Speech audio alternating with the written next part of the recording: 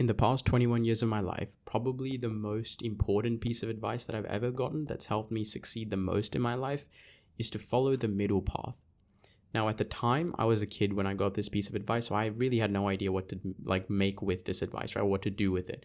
But a little bit later on into my life, I ended up finding Aristotle's principle of the golden mean. Pretty much, this principle said that virtue lies in moderation. You need to find yourself somewhere between the two extremes of excess and deficiency. Now, that concept in itself is actually quite complex when it gets to us talking about how to apply it. But that's what today is for, right? This is the age of the binary. That's modern society, right? We're trained to believe that nuance is cowardice and moderation is for people who don't care enough. And, modern society itself rewards people who are on the two extremes, right? If you're so extreme that people can farm engagement off of you, well, then you're going to get likes. And if you're so boring and deficient of something that in itself intrigues people, again, you're going to get likes, you're going to get attention, and that's how society farms you. But the bold claim today is that the extremes, the hustle culture, along with the deficiency, bedrotting, both of them are for cowards. Retreating to an echo chamber where everyone agrees with you is very easy. Being a mindless hater is also very easy. You know what's actually hard though? Standing in the middle, looking at the chaos and holding your ground. Today we're going to look at Aristotle's principle of the golden mean to prove why modern society is designed to drive you insane and how the art of finding the middle is actually the key to life. So let's take a look at the villain of the story. It's not actually a person, it's rather a shape, and I want you to think of an inverted bell curve shape. Normally, reality follows a bell curve. Most things are average with a few extremes on the edges. But modern society, specifically the engagement economy that we live in today, has inverted this. The middle is now a dead zone. The edges are where the money, the likes, and the attention live. Aristotle, around 2,500 years ago, he probably saw this coming because he proposed the golden mean. The core idea is that virtue isn't the opposite of vice. Virtue is the balance point between two vices. I'll give you courage for an example, right? Courage isn't not being scared.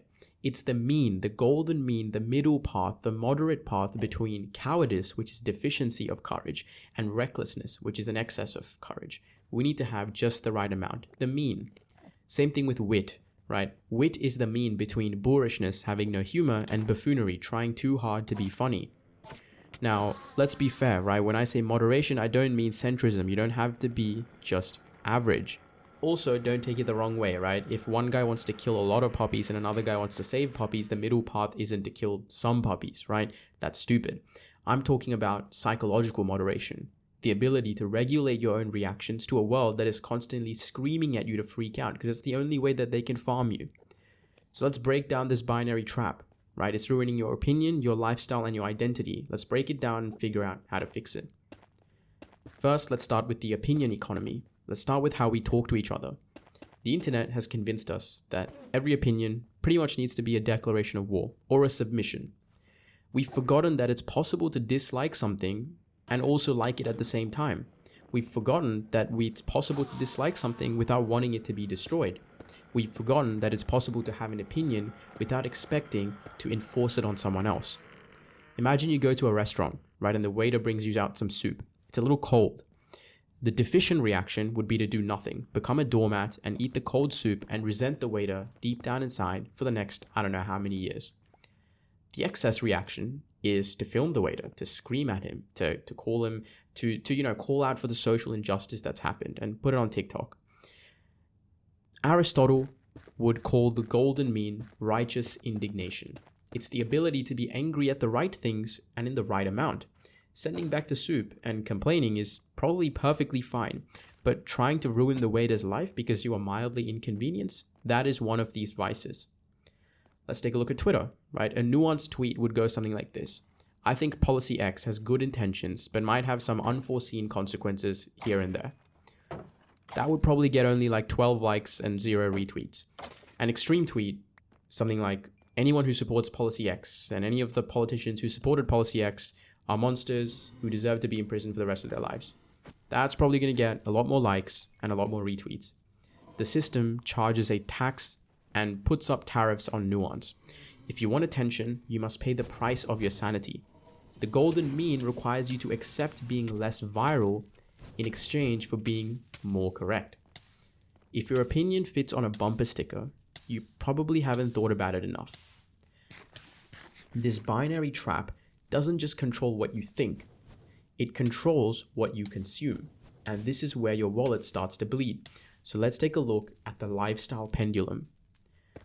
Look at how we're told to live our actual lives, right? Society ping-pongs us between consume or starve. We use spending our money to fill a void, and when that doesn't work, we use depriving ourselves to feel superior. The whole culture is the excess here. We need a specific water bottle in 4 colors. We need the exact model of the exact gaming PC that we saw our tech YouTuber use. We need that 12-step skincare routine with products made from the tears of some endangered squid, right? This is intemperance. We're a slave to our appetites. The deficiency is monk mode and minimalism, right? They live in an empty apartment with a mattress on the floor. They eat raw liver. I don't know. They claim that they've transcended pleasure. I'm probably combining a bunch of stereotypes here, but this is insensibility. And I'm not calling out any of these people who subscribe to this. I'm just saying that the reality is both of these people on the excess and deficiency spectrum of consumerism are still obsessed with material objects. The shopper, the excess, is obsessed with getting them. The minimalist is obsessed with avoiding them. The object still controls the mind of both people. Aristotle calls the solution to this temperance. It means, enjoying the latte because it tastes good, not because you need it to function. It means saving money, but not being afraid to spend it on a memory. True freedom isn't owning nothing. True freedom isn't owning everything. True freedom is owning the things without letting them own you. You can't buy a personality, but you can't also starve your way into having a soul. So now that we've covered opinions and lifestyle, the most dangerous trap we need to cover is how these extremes warp our sense of self, and this is where it tends to get more personal. So let's talk about ego, right? Modern society gives us 2 avatars to choose from, the god or the worm. We oscillate between thinking that we're the center of the universe and thinking that we're worthless garbage. Let's take a look at the excess, right? Vanity, main character energy. Think about Akash Singh's wife, right? Main character energy type stuff, right? You're filming a TikTok dance in the middle of a crowded hospital hallway. Not her, just an example that I saw. An example that she's the main character is literally exposing everything about your relationship and personal stuff, and also commenting about how you want to have a threesome with your husband's or your wife's best friend or whatever it is, right? It's pretty bad. This is main character energy, right? You think everyone's an NPC in your movie and you take up all of the space. The deficiency is the I'm sorry reflex. You apologize for existing, you let people walk all over you, and you call yourself trash as a joke. And sometimes you kind of mean it. You take up no space. Aristotle has a word for this golden mean of ego. Magnanimity. Greatness of the soul. This is the hardest one to get right. Magnanimity means knowing you have value, but not needing to shout it. It means you accept a compliment without deflecting it, and you don't fish for them either. Think about the energy cost of the extremes, right? If you're a narcissist, the excess, you spend 100% of your energy maintaining a delusion that you're perfect. One piece of criticism shatters you. If you're self-loathing, the deficiency, you spend 100% of your energy beating yourself up. Both states render you useless to the world. You're too busy looking in the mirror, either to kiss it or spit on it, to actually help anyone else. It's like volume control on a stereo, right? If it's muted, no one can hear the music, and if it's maxed out, it might accidentally break the speaker on your car. You need to find the middle volume, right? Volume 7, 5 to 7, audible, clear, present. Humility isn't thinking less of yourself. It's thinking of yourself less.